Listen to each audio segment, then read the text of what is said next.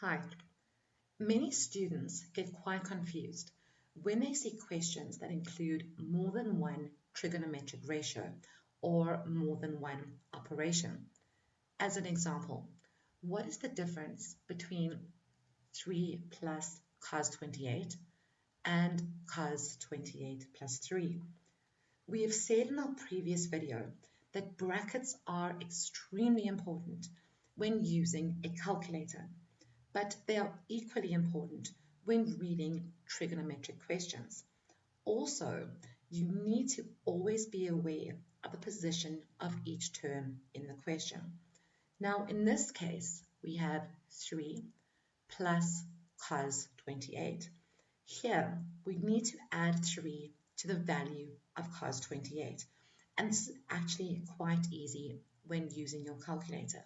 So, all we have to do is say 3 plus cos 28 is equal to 3,8829.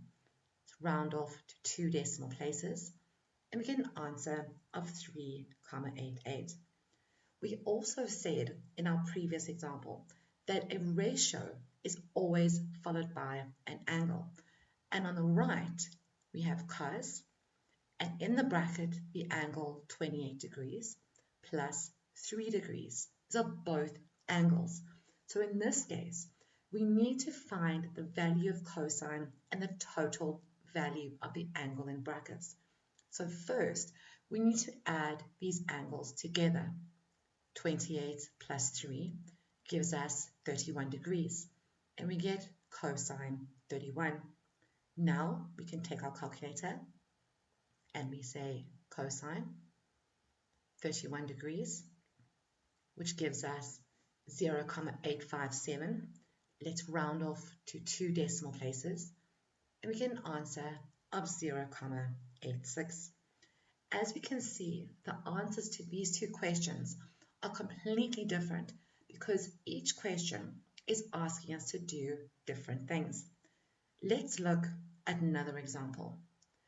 2 sine 70 degrees over 2. Now we have just said the angle always follows the trigonometric ratio. So when working with these types of questions, it is always a good idea to start with the angle. In this case, we have 70 degrees divided by 2, which gives us 35, and we get 2 sine 35 degrees. Now, we grab our calculators, and we say 2 sine 35 degrees is equal to 1,147. Let's round off to 2 decimal places, and we get an answer of 1,15. Let's do another one. 5 over sine 25 degrees.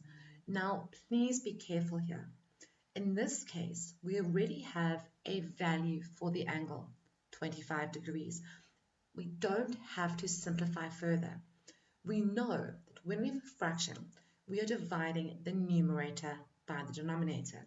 So in this case, let's grab our calculator and we say 5 divided by, open our bracket, sine 25 degrees, close the bracket, is equal to 11,831.